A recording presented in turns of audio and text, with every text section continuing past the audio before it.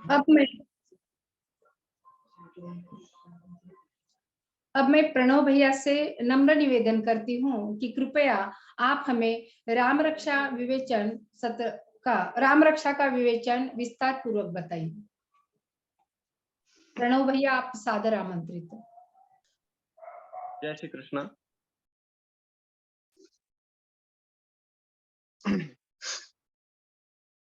नीलाम्बुजश्यामलकोमलाङ्गं सीता समारोपितवामभागं पाणौ महासायकचारुचापं नमामि रामं रघुवंशनाथम। सभी को सादर प्रणाम। पिछले सप्ताह में हमने पहले सत्र में इस दिव्य राम रक्षा स्तोत्र का कुछ चिंतन किया। पहले हमें कुछ मिनटों में ये फिर से एक बार आवृत्ति जिसे कहते हैं पुनरावलोकन करना चाहिए कि पिछले बार हमने क्या देखा था। तो पिछले सत्र में हमने संस्कृत भाषा का महत्व और उस भाषा में जो स्तोत्र वांग्मय है उसका महत्व ये जाना।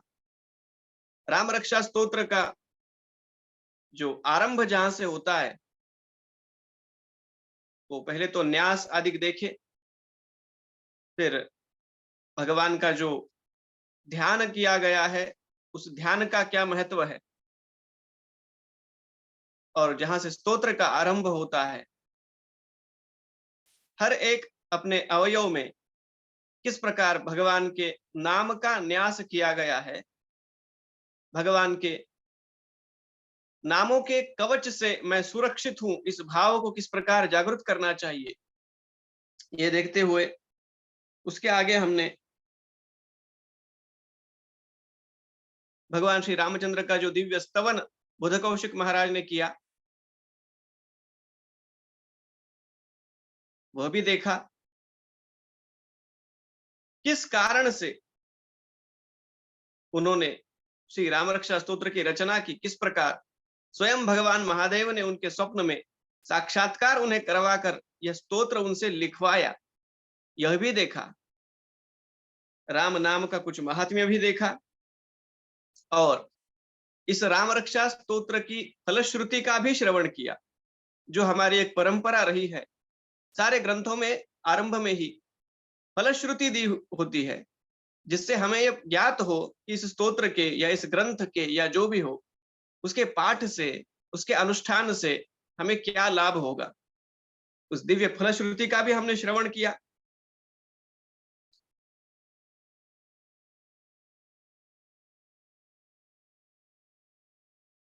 जहां से आज हमें देखना है वे जो कुछ श्लोक है 17वें श्लोक से लेकर, मैंने कहा था पिछले सत्र में इन श्लोकों में बुध कौशिक महाराज ने सारे द्विवचनों का प्रयोग किया है। ये दोनों के विषय में कहा गया है। ये दोनों कौन है? ये भगवान श्री राम और उनके साथ साथ उनके अनुज लक्ष्मण, इन दोनों के विषय में उन दोनों का यह किया गया स्तवन है। भगवान श्री राम और लक्ष्मण दोनों मेरी रक्षा करे, यह इन श्लोकों का भाव है। अब ये दोनों कैसे हैं? तरुणौ रूप संपन्नौ सुकुमारौ महाबलौ पुंडरीक विशालाक्षौ चीरकृष्णाजिनांबरौ फलमूलाशिनौ दान्तौ तापसौ ब्रह्मचारिणौ पुत्रौ दशरथस्यैतौ भ्रातरौ राम लक्ष्मणौ। दशरथ महाराज के ये दो पुत्र राम और लक्ष्मण जो कैसे है, युवावस्था जिनकी है, रूप संपन्नौ सुकुमारौ, जो अधिक रूप संपन्न है, सर्वांग सुंदर तो है, सुकुमार भी है, लेकिन साथ ही में महाबलौ, अत्यधिक बलवान भी है। पुंडरीक विशालाक्षौ, कमल के समान जिनके नेत्र है। चीर कृष्णाजिनांबरौ, वन में जब भगवान अपने अनुज के साथ लक्ष्मण के साथ विचरण करते हैं उस समय का उनका ये वर्णन है। इसलिए कृष्णाजिनांबरो, मृग चर्म जिन्होंने परिधान किया हुआ है, जो वनवासी परिधान किया करते हैं। फलमूलाशिनौ दान्तौ,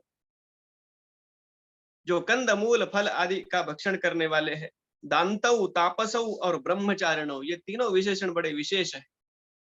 दांत अर्थात जिनका अपनी इंद्रियों पर पूरी तरह से नियंत्रण है। तापसौ, जो तपस्वी है, केवल वेश उनका तपस्वियों जैसा है ये बात नहीं है। पिछले श्लोक में चीर कृष्णाजिनांबरो ये जो कहा गया, उससे ये हमें बतला दिया गया कि उनका वेश तपस्वियों जैसा है। लेकिन मात्र वेश नहीं है, वे दोनों अत्यंत बड़े तपस्वी है। ब्रह्मचारिणों, जिन्होंने ब्रह्मचर्य के व्रत का अंगीकार किया हुआ है। अब वैसे ये दोनों विवाहित हैं, लेकिन वनवास के समय जिस प्रकार किसी अनुष्ठान के भी ये नियम होते हैं कि ब्रह्मचर्य आदि का पालन करना होता है, ये वनवास भी भगवान श्री राम की एक मानो तपस्या ही है और लक्ष्मण महाराज की। इसलिए अत्यंत विशुद्ध आचरण इनका है, दोनों व्रतस्थ है। शरण्यो सर्वसत्त्वानां श्रेष्ठौ सर्वधनुष्मतां रक्षः कुलनिहन्तारौ त्रायेतान्नो रघुत्तमौ। शरण्यो सर्वसत्त्वान, सत्व कहते हैं जीव को, कोई भी पशु पक्षी या मनुष्य जो सभी के लिए शरण योग्य है, जिनकी शरण में जाया जाए, इस प्रकार के है। श्रेष्ठौ सर्वधनुष, सारे धनुर्वेत्ताओं में जो सर्वश्रेष्ठ धनुर्वेत्ता है। रक्षः कुल निहंतारो, जो राक्षसों का पूरा वंश ही समाप्त कर देने वाले।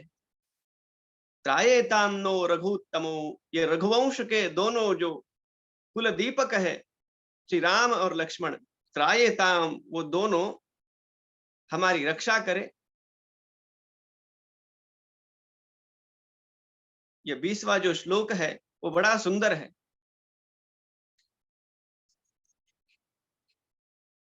जिस प्रकार की उनकी मुद्रा का यहाँ वर्णन किया गया है, राम जी की और लक्ष्मण जी की।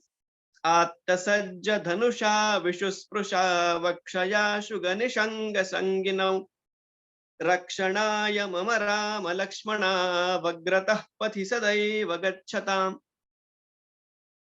अब जैसा मैंने पिछले सत्र में कहा था, अनुष्टुप छंद के विषय में मैंने कहा था कि ये एक छंद है एक प्रकार का, जिसकी हर पंक्ति में 8 अक्षर होते हैं, 4 पंक्तियां जिसे चरण कहते हैं, और कुल मिलाकर पूरे श्लोक में 32 अक्षर होते हैं। संस्कृत में जो साहित्य शास्त्र है वो बड़ा संपन्न है, उसमें अनेकों छंदों का वर्णन किया गया है। अब ऐसे हम स्तोत्र के अर्थ का विवरण देख रहे हैं, इसलिए इसमें जो छंदों का प्रयोग किया गया है, वृत्तों का जो प्रयोग है, उस विषय में अधिक बात करना ये कोई औचित्य वाली बात नहीं है। लेकिन फिर भी कुछ परिचय तो हमें होना चाहिए कि जिस स्तोत्र को हम पढ़ रहे हैं, गा रहे हैं, उसमें प्रयुक्त छंदों की कम से कम कुछ जानकारी हमें हो। यह जो इस 20वें श्लोक में वृत्त है, उसका नाम है रथोद्धता, जिसमें 11 अक्षर होते हैं। आत्तसज्ज धनुषा विशुस्पृशा, ये एक चरण हुआ। इसके आगे दूसरा चरण 11 अक्षरों का, फिर तीसरा और फिर चौथा, इस प्रकार की उसकी रचना होती है। अब ये छंद क्या होते हैं, वृत्त क्या होते हैं? ये जब कोई कविता की रचना होती है तो वो एक लय में हम गा सके, इस प्रकार की रचना, वो किसी एक ढांचे में की गई रचना होती है। और हर ढांचे के लिए कुछ नियम बतलाए गए हैं। जैसे अनुष्टुप छंद मैंने कहा, उसमें 32 अक्षर होते हैं, 8-8 अक्षरों के 4 गट होते हैं। यह रथोद्धता नामक यह वृत्त है, उसके भी अपने नियम हैं। ह्रस्व और दीर्घ, ये दोनों शब्द तो आप सबके परिचय के होंगे ही। क्योंकि हम जब संथा ग्रहण करते हैं तो इन बातों को ध्यान में लिया जाता है, कौन सा अक्षर ह्रस्व है, कौन सा दीर्घ है। इन वृत्तों में, या हम कहे जो साहित्य काव्य की रचना का जो ढांचा होता है, उसमें इन ह्रस्व और दीर्घ अक्षरों का बड़ा विचार किया होता है। उनका एक निहित क्रम होता है और अक्षरों की निर्धारित संख्या भी होती है। इसलिए ये वैसे बड़ा कठिन काम है, इन छंदों के सारे नियमों को संभाल कर उनमें लिखना। लेकिन यही हमारे साहित्य शास्त्र की विशेषता है। इस श्लोक के भाव बड़े सुंदर हैं। क्या कहा गया इसमें? आत्तसज्ज धनुषा विशुस्पृशा वक्षया शुभन शंग संगिनो। भगवान श्री राम और लक्ष्मण, जिन्होंने अपने कंधे पर धनुष धारण कर रखा है, ये बात इस श्लोक में नहीं कही गई। जिन्होंने अपने हाथों में धनुष लेकर रखा हुआ है और उस पर बाण भी चढ़ाया हुआ है और उसकी प्रत्यंचा को खींचकर मानो अभी किसी भी क्षण वो बाण चला सकते हैं, इस प्रकार की मुद्रा में, और जिनके तुणीर, जिसमें बाण रखे जाते हैं, जो पीठ पर रखा जाता है, जो साधन हमने देखा होगा धारावाहिकों में, उसे तुणीर कहते हैं, या मराठी में जिसे भाता कहते हैं, जिसमें बाण रखे जाते हैं, वो भी बाणों से भरा हुआ है, हाथ में धनुष लिया हुआ है और प्रत्यंचा खींची हुई है। इस प्रकार की मुद्रा में मानो किसी भी क्षण बाण चला सकते हैं। ऐसी मुद्रा में श्री राम और लक्ष्मण मेरे मार्ग पर आगे आगे चलते रहे और मेरी रक्षा करते रहे। ये बड़े विलक्षण इस भाव को अगर हम मन में प्रतिष्ठित कर हमारे जीवन मार्ग की यात्रा करेंगे, तो वास्तव में हम प्रतिक्षण इस भावना का अनुभव कर सकेंगे कि भगवान श्री राम लक्ष्मण जी के साथ मेरा रक्षण कर रहे हैं। हर साधक को निर्भय बनाने वाला यह श्लोक है। हाथ में धनुष्य बाण लेकर प्रभु मेरे सामने मेरे मार्ग को निष्कंटक बनाते हुए चल रहे हैं। इसी से मुझे डरने की कोई आवश्यकता नहीं। इस श्लोक के विषय में मैंने एक प्रसंग कहीं पढ़ा था और उसमें मैंने ये भी पढ़ा था कि यह कल्याण मासिक में छापा गया हुआ प्रसंग है। वैसे मैंने देखा नहीं कल्याण में, मैंने कहीं पढ़ा था। प्रसंग ऐसा है, कोई एक भारतीय लड़की जो अमेरिका में कहीं कोई जॉब करने वाली थी और एक दिन उसके कार्यालय में उसे विलंब हो गया। अब मध्यरात्रि का समय हुआ और उस अकेली युवती को अपने घर पहुंचना था। प्रसंग बड़ा विलक्षण है। और जहां से उसे, वैसे वो अकेली रोज ही जाया करती थी ऑफिस, लेकिन उस दिन मध्यरात्रि का समय भी हुआ था और जिस रास्ते से उसे जाना पड़ता था, कोई वाहन भी उसे मिलने वाला नहीं था, पैदल ही जाना था। और जिस गली से होकर उसे गुजरना था, उस गली में जो शराब पीने वाले, जुआ खेलने वाले और ये मवाली लोग सब रहते थे। तो उसके मन में डर उसे लग रहा था कि मैं अकेली उस रास्ते से किस प्रकार जाऊंगी सुरक्षित रूप में। और अपराध तो उस भाग में इस प्रकार होते रहते थे, कई वारदातें होती रहती थी भयावह। तो डर गई, लेकिन अभी घर तो जाना ही था, ऑफिस से निकल पड़ी। यही सोच रही थी कि उस गली से मैं किस प्रकार गुजरूंगी। लेकिन उसके घर में इस प्रकार के संस्कार थे। वो स्वयं भी अमेरिका में रहती थी, लेकिन प्रतिदिन राम रक्षा स्तोत्र का पाठ किए बिना वो भोजन नहीं करती थी। तो इस आदत के कारण, और क्योंकि डर भी लग रहा था, तो उसने मन ही मन में राम रक्षा स्तोत्र का पाठ आरंभ किया। और पाठ करते करते वो जब इस 20वें श्लोक तक आई, इसका जो भाव है, जो इसका अर्थ है, उसका भी वो मनन कर रही थी कि हाथ में धनुष बाण लेकर राम और लक्ष्मण मेरे मार्ग पर सदा मेरे आगे चलते रहे और मैं सुरक्षित रहूं, इस प्रकार के भाव जिसमें भरे हुए हैं। ऐसा यह श्लोक जब उसने अपने मन में गाया, तभी उसने तो सोच लिया, अरे यही श्लोक मेरे अभी काम का है। तो वहां से वो आगे बढ़ी ही नहीं। राम रक्षा स्तोत्र को गाते हुए उसी श्लोक को बार बार वो मन में रटती रही।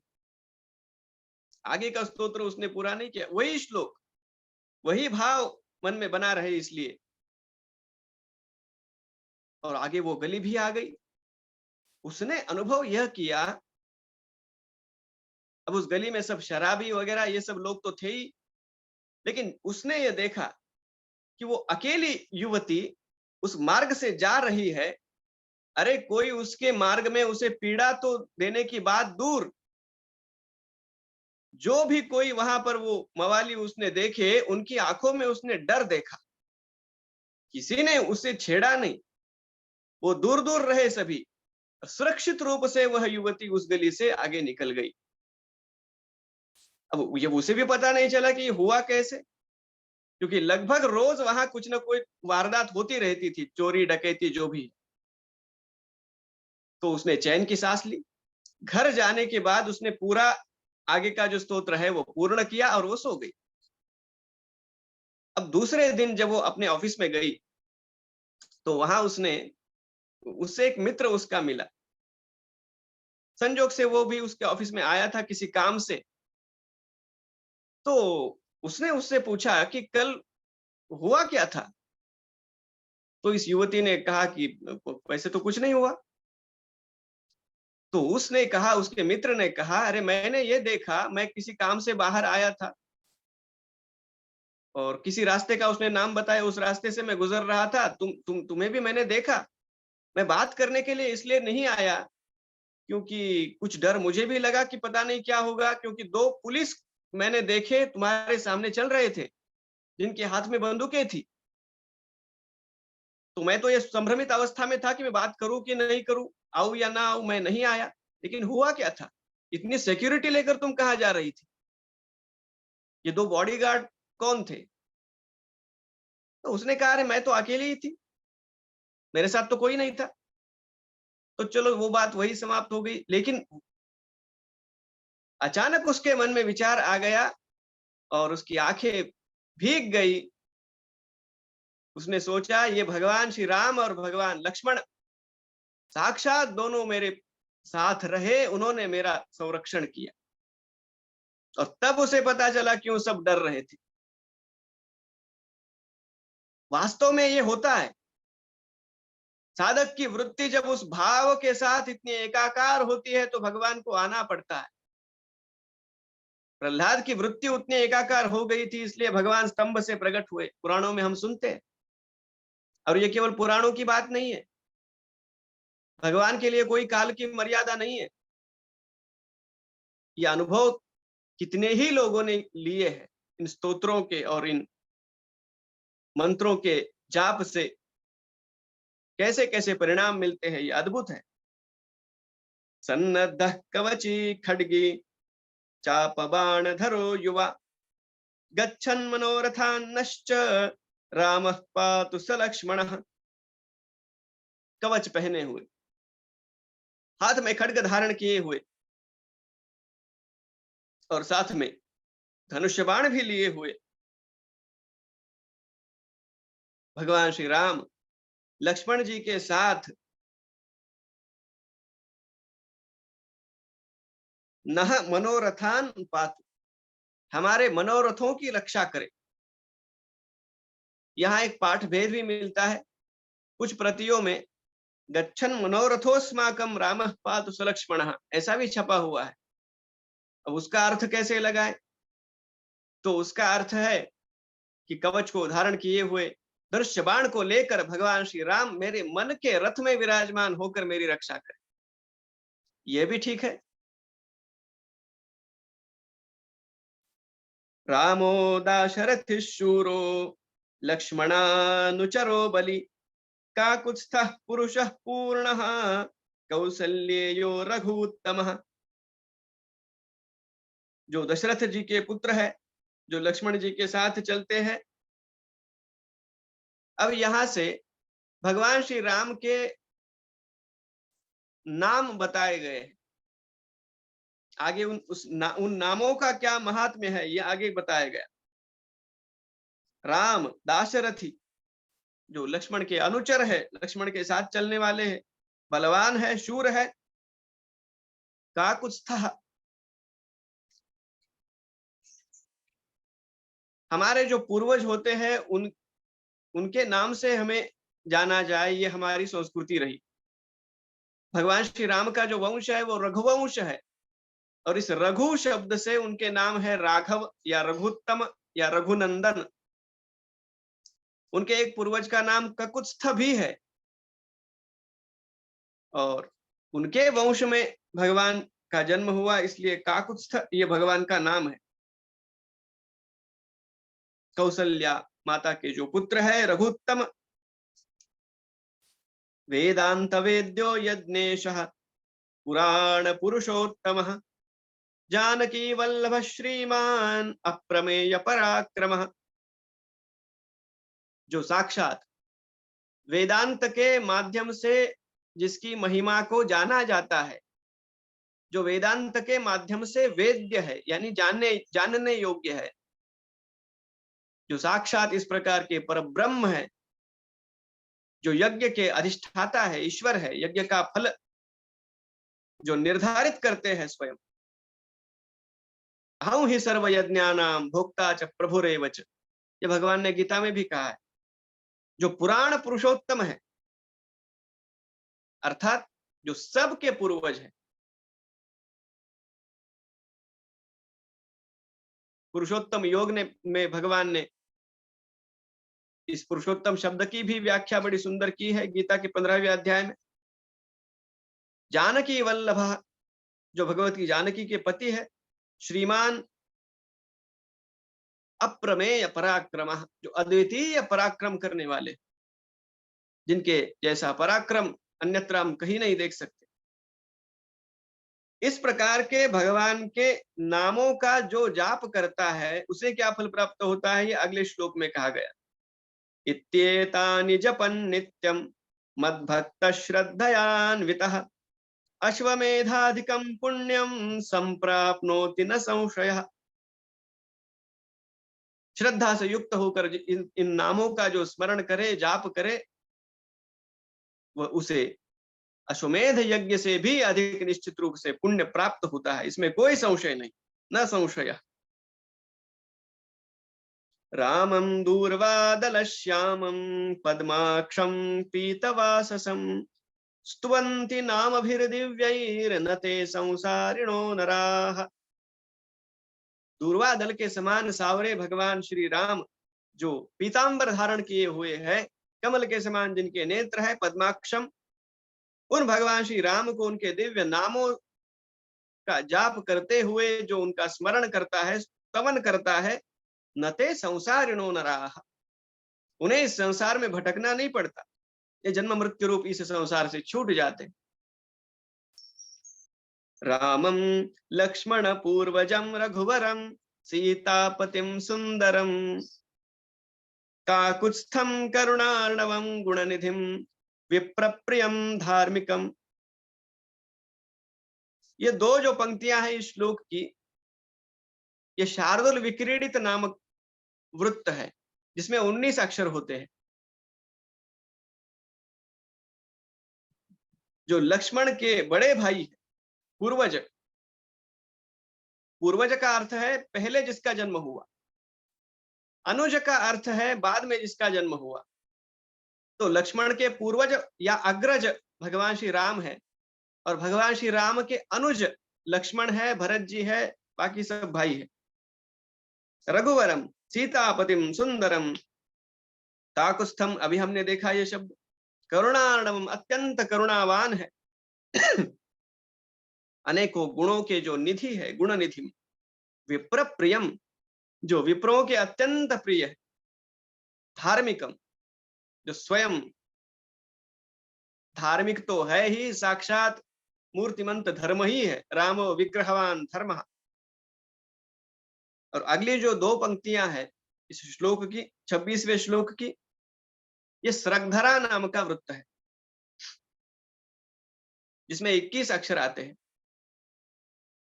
राजेन्द्रं सत्यसंधं दशरथ तनयं श्यामलं शांतमूर्तिं वंदे लोकाभिरामं रघुकुल तिलकं राघवं रावणारिम। इसका अर्थ तो सुलभ ही है, जो सारे राजाओं में सर्वश्रेष्ठ है, दशरथ जी के पुत्र है, सत्यसंध, सत्य बोलने वाले हैं, सत्य आचरण करने वाले हैं, सांवरा जिनका वर्ण है, शांत मूर्ति है, उन त्रिलोक में सबसे सुंदर, लोकाभिरामम।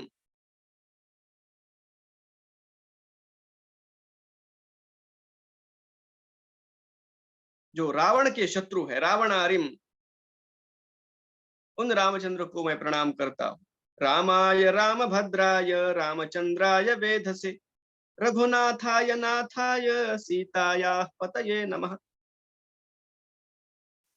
आगे बुध कौशिक महाराज के मन के भाव कुछ इस प्रकार उमड़ पड़े। यहाँ 28वें श्लोक में वसंत तिलका नामक वृत्त का प्रयोग किया गया, जिसमें 14 अक्षर होते हैं।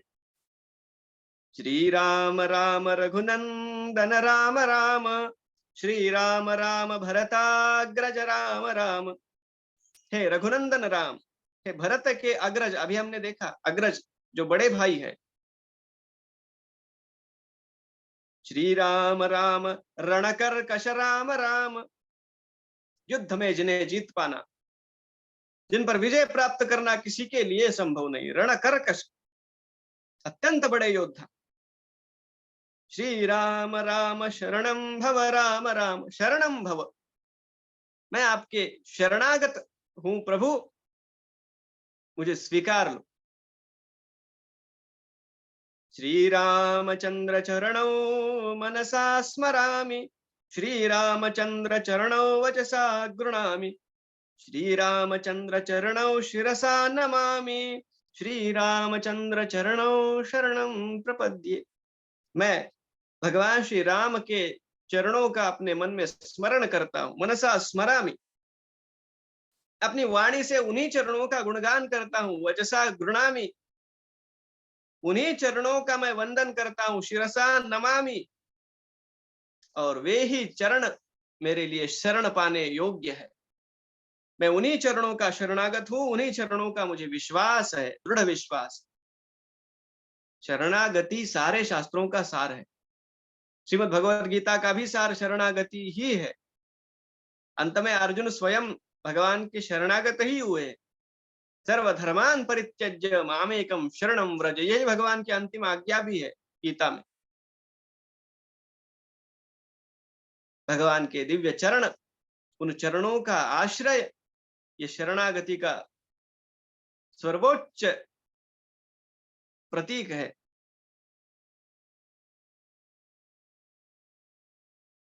और ये शरणागति या भगवान की भक्ति, मैं भगवान की भी भक्ति करता हूं, मैं संसार में भी आ सकता हूं, ये ऐसी बात नहीं है। शरणागति के साथ साथ अपने आप अनन्यता आ जाती है। ये अनन्यता अगले श्लोक में, माता रामो मत पिता रामचंद्रः, स्वामी रामो मत सखा रामचंद्रः, सर्वस्वं में रामचंद्रो दयालुः, नान्यं जाने नैव जाने न जाने। ये बड़ा अद्भुत श्लोक है। मेरी माता भगवान राम है, मेरे पिता भगवान राम है, मेरे स्वामी राम है, मेरे सखा राम है, सर्वस्व में रामचंद्रो, मेरे सर्वस्व प्रभु है। भक्ति में हम अनेकों भावों से भगवान की भक्ति करते हैं। कुछ भक्त भगवान को माता के रूप में देखते हैं, पिता के रूप में देखते हैं, वह एक प्रकार की भक्ति है। कुछ भक्त भगवान को बालक रूप में देखते हैं, वो भी एक भक्ति है, वात्सल्य भक्ति है। कुछ भक्त भगवान को सख्य भाव से भजते हैं जैसे अर्जुन है। कुछ भक्त भगवान को स्वामी के रूप में देखते हैं। हनुमान जी महाराज स्वयं दास भक्त है, दास से उनकी भक्ति है। बुध कौशिक महाराज कहते हैं मेरे माता भी वही है, पिता भी वही है, सखा भी वही है, स्वामी भी वही है, मेरे सर्वस्व प्रभु श्री राम। और आगे कहते हैं नान्यन जाने नैव जाने न जाने। भगवान श्री राम के अलावा, अब देखो, मैं भगवान श्री राम के अलावा इसकी भक्ति नहीं करता, उसकी नहीं करता, उसकी नहीं करता, ये कहना अलग बात है। यहाँ बुध कौशिक महाराज कहते हैं मैं जानता ही नहीं हूं, और किसी को भजना तो दूर की बात है, मैं जानता ही नहीं।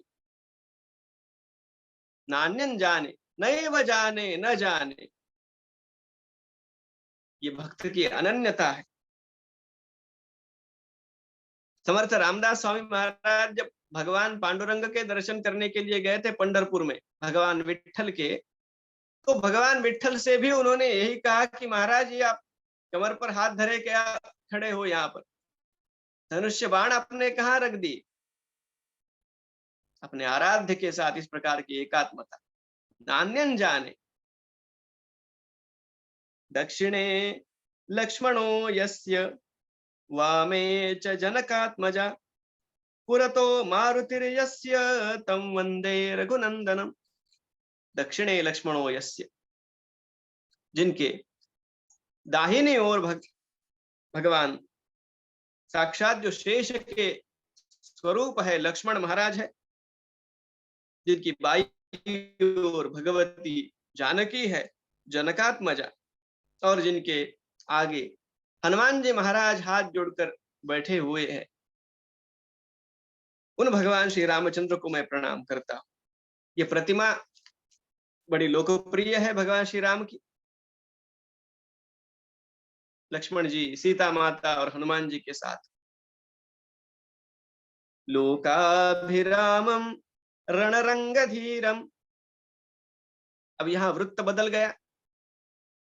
इस वृत्त का नाम इंद्र वज्रा इस प्रकार का है, जिसमें 11 अक्षर होते हैं।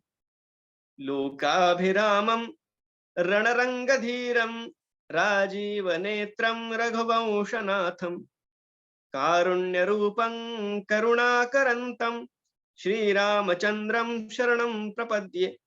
लोकाभिरामम, जो तीनों लोकों में सर्वाधिक सुंदर है। रणरंगधीरम, स्थान स्थान पर बुध कौशिक महाराज ने भी इस बात का कथन किया है। रामायण में भी हमें यह मिलता है, तुलसीदास जी महाराज के रामायण में भी मिलता है। भगवान के सौंदर्य का तो वर्णन स्थान स्थान पर किया हुआ है ही। वे कितने सुकुमार है, वे कितने सुंदर है, कैसे कमल के समान उनके नेत्र है, उनके पग है, ये तो सारा वर्णन मिलेगा। साथ साथ में रणरंग धीरम, रणकर्कशम, ये भी विशेषण में मिलेंगे। वो जितने सुंदर है, जितने मनभावन वो दिखते हैं, अरे उतने ही वो वीर भी है। उनके युद्ध का आवेश भी उतना ही भीषण है। जब जब धर्म को ग्लानि प्राप्त होती है, अधर्मियों का, पापियों का संहार करने के लिए भगवान आए। अपने भक्तों के लिए वो सुंदर तो है ही, रमणीय तो है ही, लेकिन इन शत्रुओं के लिए, जो धर्म का विच्छेद करने में लगे हुए हैं, उन पापियों के लिए तो भगवान रुद्र रूप ही है। सबके लिए एक जैसे नहीं है। भगवान श्री कृष्ण भी जब कंस के उस दरबार में प्रविष्ट होते हैं, सभी को वे अलग अलग दिखी। मल्लों ने उनकी ओर देखा तो वो मल्ल ही दिखे, सारे उनके भक्तों ने देखा तो भगवान ही दिखे, कंस ने देखा तो उसे तो काल स्वरूप ही भगवान दिखे। भगवान श्री रामचंद्र भी इसी प्रकार है। उनका पौरुष अलौकिक है, उनका पराक्रम अलौकिक है। यह अवतार ही उन्होंने जो धारण किया है मनुष्यों को सिखाने के लिए धारण किया है। अधर्म के प्रति किस प्रकार द्वेष से हमें खड़े होना चाहिए, अधर्म के विरुद्ध, यह भगवान राम जी ने सिखाया। समुद्र के सन्मुख भी भगवान श्री रामचंद्र प्रार्थना तो करते हैं, आरंभ में जब समुद्र प्रकट नहीं हुआ तो धनुष बाण लेकर आक्रमण भी कर देते हैं। रणरंग धीरम, अपनी ओर से कोई उनका ये स्वभाव नहीं है कि वो युद्ध ही करना चाहते, लेकिन कोई युद्ध से ही अगर मानता है तो भगवान पीछे हटने वाले नहीं है। यही बात बुद्ध कौशिक महाराज कहते हैं। राजीव नेत्रम रघुवंशनाथम, राजीव का अर्थ है कमल, कमल के समान जिनके नेत्र है, रघुवंशनाथम, जो रघुवंश में सर्वश्रेष्ठ है। कारुण्य रूपं करुणाकरंतम, जो करुणा करने वाले हैं। अरे करुणा करने वाले क्या है, जो मूर्तिमंत करुणा के ही स्वरूप है। कारुण्य रूपम श्री रामचंद्रम शरणम प्रपद्ये, मैं उन भगवान श्री रामचंद्र की शरण में आया हूं। साधक को, भक्त को अपने भीतर दीनता का भाव जागृत करना चाहिए। मौसम कौन कुटिल खल कामी, तुलसीदास जी महाराज ने जब स्वयं ये कहा तो हमारी तो बात ही क्या है। भगवान के सम्मुख अत्यंत दीन हम होकर उनके पास जाए और मन में बार बार उनके अत्यंत करुणावान जो उनका स्वभाव है उसका चिंतन करते रहे। अब श्री राम जी महाराज का जब ये स्तवन हुआ, वे तो पूर्ण ही नहीं हो सकता जब तक हनुमान जी महाराज की स्तुति नहीं होगी। मनोजवम मारुततुल्य वेगम जितेन्द्रियं बुद्धिमतां वरिष्ठम वातात्मजं वानरयूथ मुख्यं श्रीरामदूतं शरणं प्रपद्ये। हमने पिछले श्लोक में जो इंद्रवज्रा नामक वृत्त देखा, जिसमें पहला अक्षर आप देखेंगे दीर्घ ही है। इसी इंद्रवज्रा वृत्त में जब बीच में ही कहीं कोई ह्रस्वाक्षर का प्रयोग होता है, 1, 2 या 3 पंक्तियों में, जो इस श्लोक में हुआ है 33वें श्लोक में, इसकी दोनों पंक्तियों में मनोजवम और जितेंद्रियम पहला अक्षर ह्रस्व है, फिर से आगे की 2 पंक्तियों में पहला अक्षर दीर्घ है, तो इसका नाम हो जाता है उपजाति नामक वृत्त। क्या कहा गया है? मनोजवम, जव कहते हैं वेग को, गति। कैसी गति है हनुमान जी की? मनोजवम, मन की तरह, मन की गति सर्वाधिक है। वायु की भी उतनी गति नहीं है, प्रकाश की भी उतनी गति नहीं है। अरे प्रकाश को भी पृथ्वी तक, सूर्य से जो प्रकाश आता है, विज्ञान हमें सिखलाता है इस बात को कि 8 मिनट उसे कम से कम लगते ही है पृथ्वी तक पहुंचने में। लेकिन मन तो जैसे ही मन में विचार आया, मन वहां पहुंच गया। इसलिए मन की गति सर्वाधिक है। मनोजवम मारुततुल्य वेगम, मन की तरह, वायु की तरह जो वेगवान है। जितेंद्रियम बुद्धिमतां वरिष्ठम, जिनका अपने इंद्रियों पर पूरा नियंत्रण है, जो जितेंद्रिय है, सारे बुद्धिमानों में जो सर्वश्रेष्ठ बुद्धिमान है। वातात्मजम वानरयूथ मुख्यम, वात कहते हैं वायुदेव को, जो साक्षात वायुदेव के पुत्र है। वानरयूथ मुख्यम, सारे वानरों के जो प्रमुख है, अधिपति है। श्री राम दूतम शरणम प्रपद्ये, उन भगवान श्री रामचंद्र के जो दूत है, उन हनुमान जी महाराज की मैं शरण ग्रहण करता हूं।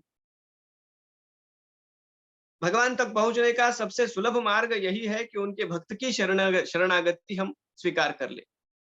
राम जी तक पहुंचने का सर्वाधिक सुलभ मार्ग यही है कि हम हनुमान जी की शरण ग्रहण करें।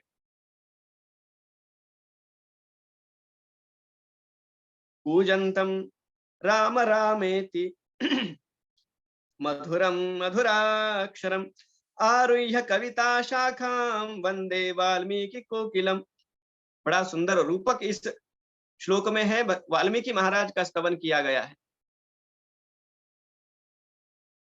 कविता की डाली पर बैठकर जो राम राम इस प्रकार मधुर पूजन कर रहे हैं उन वाल्मीकि नामक कोयल को मैं प्रणाम करता हूं। आपदाम अपहरतारम, सारी आपदाओं का, सारी संकटों का जो हरण करते हैं। दातारम सर्व संपदाम, सभी प्रकार की संपदाओं का जो प्रदान करते हैं। लोकाभिरामम श्री रामम, जो नितांत सुंदर है। भूयो भूयो नमाम्य, हम उन भगवान श्री राम को मैं भूयः भूयः बार बार प्रणाम करता हूं। भरजनम भव बीजानाम अर्जनम सुख संपदाम तर्जनम यमदूतानाम राम रामेति गर्जनम। राम नाम के उच्चारण का, उसके संकीर्तन का क्या महात्म्य है। अरे राम नाम का संकीर्तन तो मानो भर्जनम भव बीजाना, संसार के बीज को ही ये भून डालने वाला है। जो बीज भूने जाते हैं वो फिर उग नहीं सकते। संसार का बीज है हमारे मन की वासना, हमारी कामना, जिससे आगे हमें जन्म मृत्यु के चक्र में फंसना पड़ता है। उस बीज को ही समाप्त कर देने वाला ये राम नाम है। भर्जनम भव बीजाना अर्जनम सुख संपदा, सभी प्रकार के सुखों का, सभी संपदाओं का लाभ कराने वाला ये नाम है। तरजनम यमदूतानाम, यमदूतों को तो भयभीत कर देने वाला है। ये राम नाम के संकीर्तन का महात्म्य है। आगे का जो श्लोक है उसमें तो बुध कौशिक महाराज ने संस्कृत में जो सारी विभक्तियां हैं प्रथमा से लेकर संबोधन तक, उन सभी का प्रयोग कर दिया है। रामो राजमणि सदा विजयते रामं रमेशं भजे रामेणाभिहता निशाचर चमू रामाय तस्मै नमः। रामो राजमणि, ये प्रथमा विभक्ति है जो सारे राजाओं में सर्वश्रेष्ठ है। रामम रमेशम भजे, ये द्वितीया है। राम जी को मैं प्रणाम, उनका मैं भजन करता हूं। रामेणाभिहता निशाचर चमू, ये रामेण तृतीया विभक्ति है, जिन्होंने सारे राक्षसों का संहार किया। रामाय तस्मै नमः, ये रामाय चतुर्थी विभक्ति है। उन राम जी को मैं प्रणाम करता हूं। रामान्नास्ति परायणम परतरम, जिनके अलावा दूसरा कोई आश्रय नहीं है। रामात, ये पंचमी विभक्ति है। रामस्य दासोस्मि, उन राम जी का मैं दास हूं। रामस्य, ये षष्ठी विभक्ति है। रामे चित्तलय सदा भवतु मे, रामे, यह सप्तमी विभक्ति है। उन भगवान राम जी में मेरे चित्त का विलय हो, मेरा चित्त विलीन हो जाए। भो राम माम उद्धर, यह संबोधन है। हे राम माम उद्धर, भो राम माम उद्धर, प्रभु मेरा उद्धार कीजिए। और आगे इस स्तोत्र के अंत में स्वयं भगवान शिव जी पार्वती माता से कहते हैं, और तो मैं क्या कहूं, इस राम नाम का इस प्रकार का महात्म्य है। राम रामेति रामेति रमे रामे मनोरमे, हे मनोरमे, यह मनोरम जो नाम है, मन को रमाने वाला जो नाम है, राम नाम है, उसे बार बार रटता हुआ, राम रामेति रामेति, बार बार रटता हुआ, उसी में मैं रममाण होता हूं। क्योंकि सहस्र नाम तत्तुल्यम, अनेकों नाम भगवान के हो गए इस एक नाम के समान। एक नाम आप ये राम नाम केवल धारण कर लो, सभी नामों को मान लो आपने धारण कर लिया भगवान। सहस्र नाम तत्तुल्यम राम नाम, इस प्रकार ये राम नाम है। वरानने, ये पार्वती माता के लिए संबोधन है। हे सुंदर मुख वाली पार्वती, इस प्रकार ये राम नाम का महत्व है। क्योंकि स्वयं भगवान शिव जी ने भी, हमने सुना था पिछले सत्र में, हालाहल विष के दाह को शांत करने के लिए इसी राम नाम का आधार लिया था। काशी में जो भी मृत होता है, उस मृत व्यक्ति के कानों में स्वयं शिव जी उसके उद्धार के लिए इस राम नाम का उपदेश करते। और यह केवल दंत कथा नहीं है, रामकृष्ण परमहंस महाराज ने स्वयं, जब वो काशी गए थे मणिकर्णिका घाट पर की ओर, उन्होंने जब देखा, उनकी तो भाव समाधि लग गई। उन्होंने स्वयं ये देखा कि शिव जी उस मृत व्यक्ति के, उस कलेवर के कान में राम नाम का उपदेश कर रहे थे। उल्टा नाम जपा जग जाना, वाल्मीकि भय ब्रह्म सम। अरे जो राम भी नहीं उच्चार सकता था, मरा मरा बोलता हुआ, वह रत्नाकर नाम का दस्यु स्वयं ऐसी योग्यता को प्राप्त हुआ कि उसी ने राम जी का चरित्र लिख दिया। स्वयं वाल्मीकि महाकवि, आद्य कवि कहलाए। इस प्रकार के राम नाम में मैं रमता हूं, ये स्वयं शिवजी कह रहे हैं। हम सभी धन्य है कि हम इस दिव्य राम रक्षा स्तोत्र का उसे सीख कर उसका पाठ कर रहे हैं, उसे गा रहे हैं। और निश्चित रूप में यह उपासना इस प्रकार फलीभूत होगी सभी के लिए कि लौकिक रूप से भी हमारी उन्नति होगी, सारे संकटों का संहार ही होगा, और आध्यात्मिक उन्नति के लिए जिन विकारों का भी निर्धारण होना आवश्यक है, वह भी होकर साक्षात भगवान श्री राम तक पहुंचाने वाला हमारा ये साधन है, यह स्तोत्र है, यह स्तोत्र की योग्यता है। जितना भी हमें संभव हुआ, यथा समय यथाशक्ति हमने इस स्तोत्र का चिंतन किया। सभी के मन में यह भाव बना रहे इस श्लोक का, यही मंगल कामना करता हूं, यही प्रार्थना करता हूं भगवान से, और अपनी वाणी को विराम देता हूं। आइए हमारा प्रार्थना का जो श्लोक है उसका गान कर आज के इस द्वितीय सत्र का हम समापन करें। योगेशं सच्चिदानंदं वासुदेवं व्रजप्रियं धर्म संस्थापकं वीरं कृष्णं वंदे जगद्गुरुं। जय श्री कृष्ण, जय श्री राम।